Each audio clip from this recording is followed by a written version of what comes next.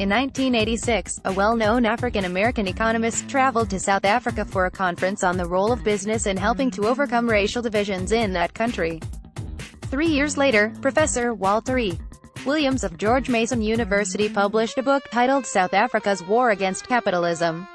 Racial discrimination in the country, he wrote, was not a result of free enterprise.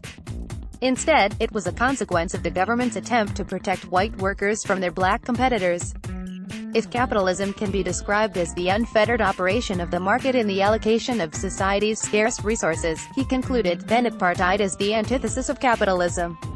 Today, the South African government is yet again undermining the country's market economy, and racial tensions are on the rise. To save themselves from economic collapse and rising racial tension, South Africans of all colors should read Williams' sage words and, maybe, invite him to visit South Africa once more. In 1989, when Williams' book came out, South Africa was still run by the white minority government. Both the African National Congress (ANC) and the South African Communist Party (SACP) were banned. Their leaders were either in exile or, like Nelson Mandela, in prison. Communism was very much alive and engaged in an ideological struggle against free nations throughout the world. South Africa, meanwhile, faced international sanctions and opprobrium. To ease the economic and political consequences of isolation, the government portrayed South Africa as a Western bulwark against communism.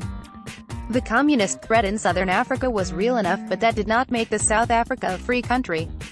The black majority lacked political representation, while the economy was overregulated and increasingly dominated by state-owned enterprises. South Africa's racial history is, to put it mildly, complicated. In some provinces of what became the Union of South Africa in 1910, Africans lacked most of the basic political and economic rights. In contrast to Transvaal and Orange Free State, Africans in the Cape Province enjoyed greater equality with whites, including the right to vote. Race relations in the country deteriorated, rather than improved, throughout the 20th century. That happened for many reasons, including, most obviously, white racism and, less obviously, the catastrophic performance of newly independent African states to South Africa's north. Among the reasons for the deterioration of race relations in South Africa was the now largely forgotten problem of economic competition. As South Africa urbanized and industrialized, African workers poured to the cities and started competing with white workers for lucrative jobs in the mining sector. On average, black laborers were willing to work for lower wages than white laborers, and South Africa's industrialists were only too happy to cut their costs by hiring Africans. As blacks displaced whites, white resentment grew. Led on by the SACP, which catered to the needs of the white proletariat, white workers took to the streets under a banner that read, "Workers of the World Unite for a White South Africa." The so-called Rand Rebellion of 1922 spread like a wildfire, threatening the survival of the government. General Jan Smuts, the Prime Minister, had to resort to using 20,000 troops, artillery units and, even, aerial bombardment, in order to survive. That said, the Rand Rebellion succeeded in its primary objective.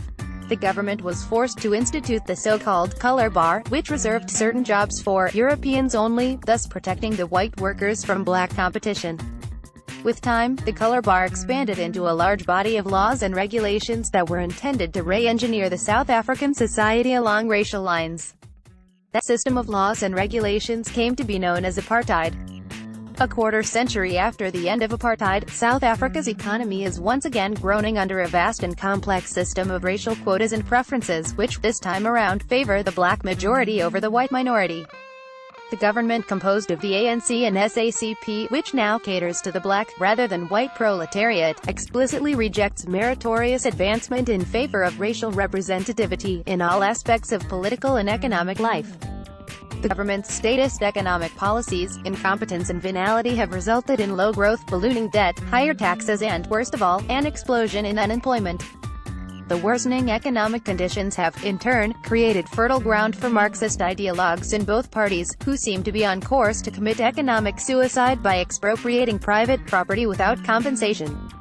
In South Africa's war against capitalism, Williams observed that, it is readily apparent to any observer that the mere elimination of colonialism was not a sufficient guarantee for the personal liberty and higher standard of living hoped for by the African common man and woman. The experiences of post-colonialism should serve as a caution for post-apartheid South Africa. Compassion requires that we seriously entertain questions and thoughts about what kind of system is going to replace apartheid. Will such a system promote the kind of liberties and standards of living hoped for by both South African and Western opponents of apartheid? Looking back, it must be admitted that neither South Africa's post-apartheid government, nor the plethora of Western do-gooders, including governments and NGOs, heeded Williams' warnings. 32 years after Williams' trip to South Africa, the country teeters on the brink of economic destruction and possible widespread political violence. It is now more important than ever for South Africa to look to free enterprise as a solution to its problems. Marian L. Tupy is Senior Policy Analyst at the Cato Institute's Center for Global Liberty and Prosperity.